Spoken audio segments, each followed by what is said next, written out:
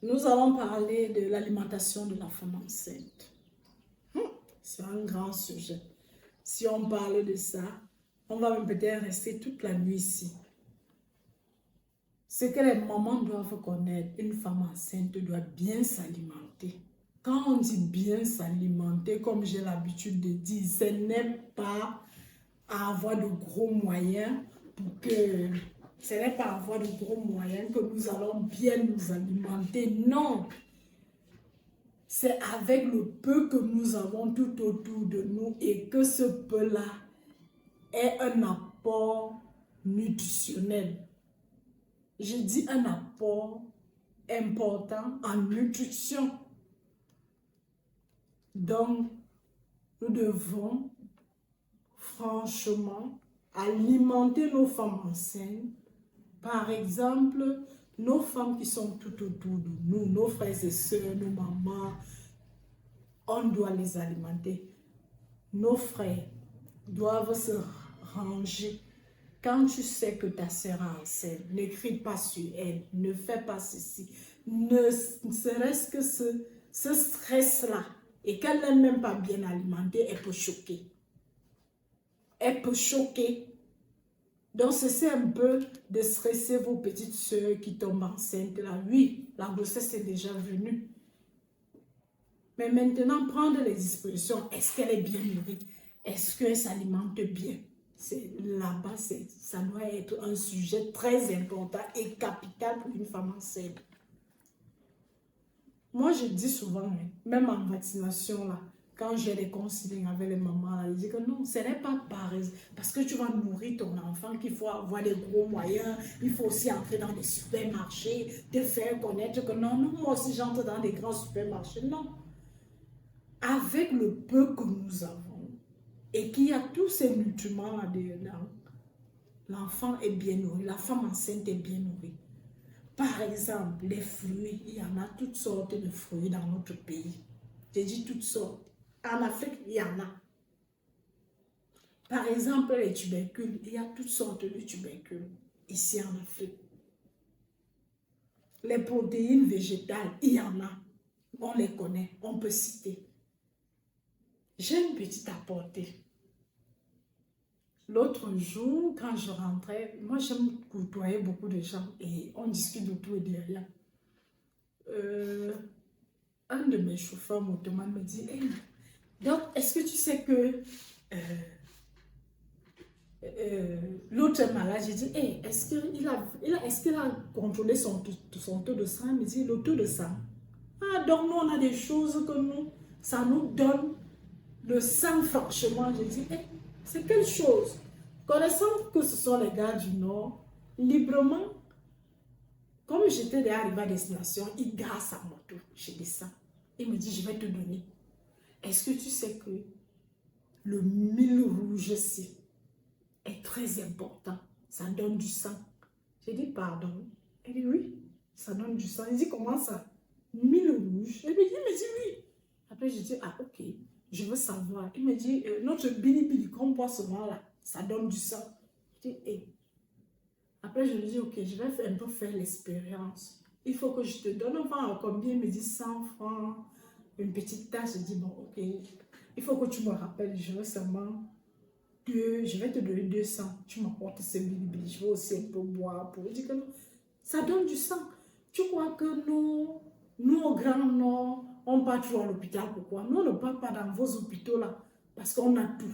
Je lui dis, ah bon, vous avez tout. Je dis que l'autre mil rouge là, même quand tu fais ça, tu mets ça dans la bouillie, tu ne mets pas en grande quantité.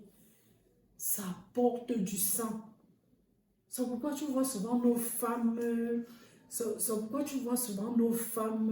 enceintes là, elles n'ont pas de problème.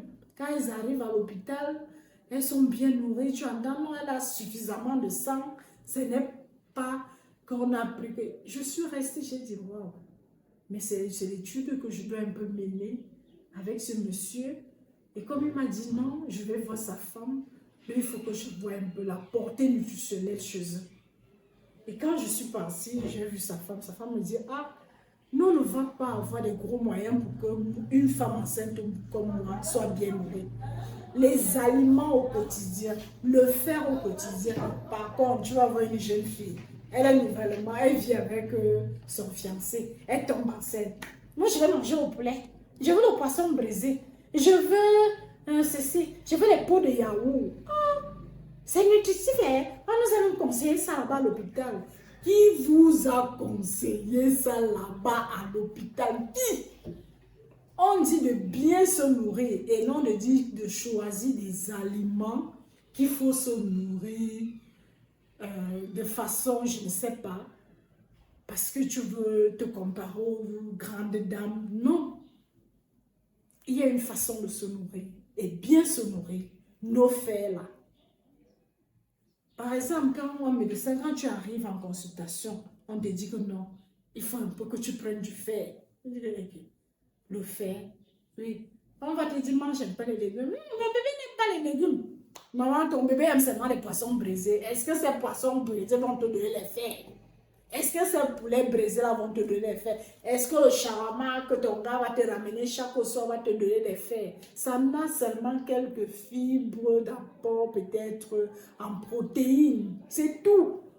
Mais le reste des nutriments là, ça se trouve dans des petits aliments que nous mangeons au quotidien. Par exemple, le couscous, par exemple, le gombo, par exemple, le djama. Je dis tout ce qu'on mange au quotidien là. Moi, je ne vais pas, c'est pourquoi, quand je fais un conseil aux femmes enceintes, je leur demande surtout de bien s'alimenter. Bien s'alimenter, ce n'est pas avoir des gros moyens. Bien s'alimenter, c'est manger ce que tu as au quotidien, chaque jour, et qui est nourrissant. Qui est nourrissant? Par exemple, les fruits. Je pense, les pommes de France sont à 100 francs. 2 petites pommes ou une seule, c'est déjà beaucoup. Pour un fruit, la banane, c'est combien? Parfois, c'est 52 doigts.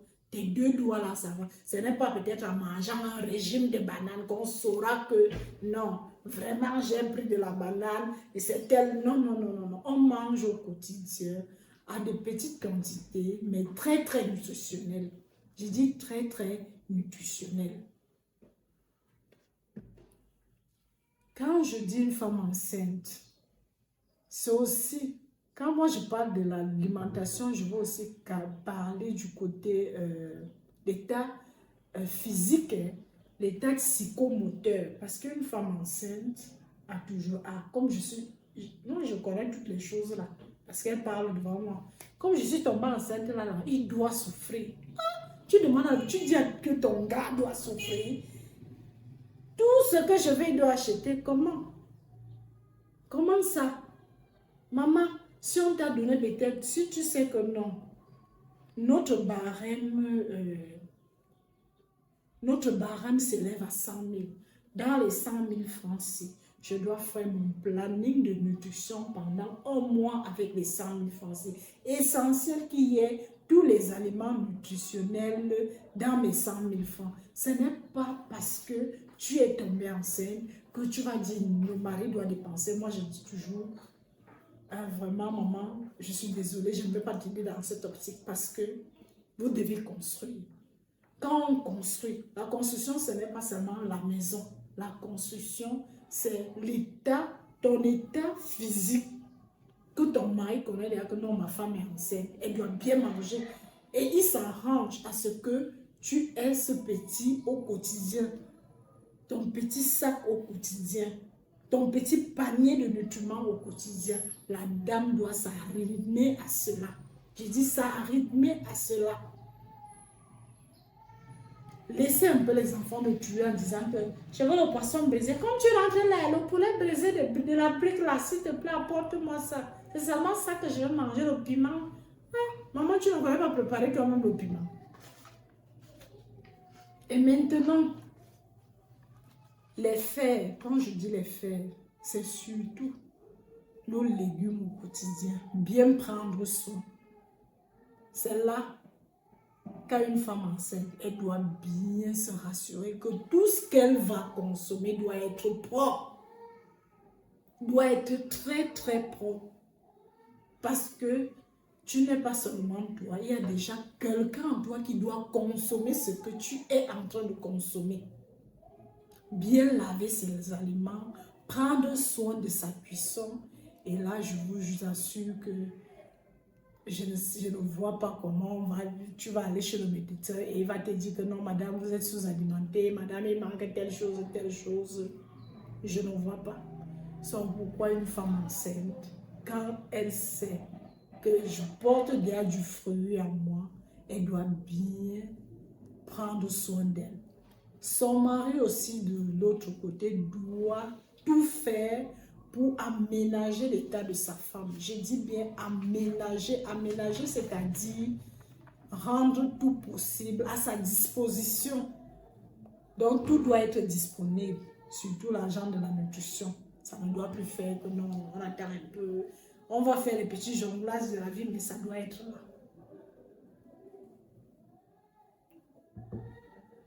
Chère maman, chers parents, j'espère que vous allez plus nous écouter dans les prochaines éditions. Je suis en train de revenir sur l'allaitement, sur l'alimentation de la femme, que les femmes aient. C'est un peu avec des produits, en tout le taux de sucre est trop élevé dans leur alimentation.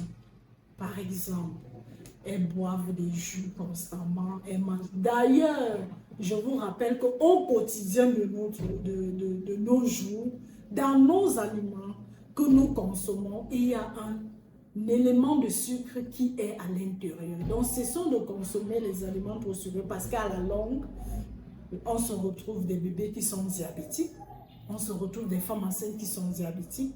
Pourquoi? Parce que pendant une période de grossesse, elle a eu à consommer trop de sucreries. Je veux aussi parler de l'état psychomoteur de la femme enceinte. Que les femmes arrêtent chaque soir que ton mari t'achète une bière. C'est quoi?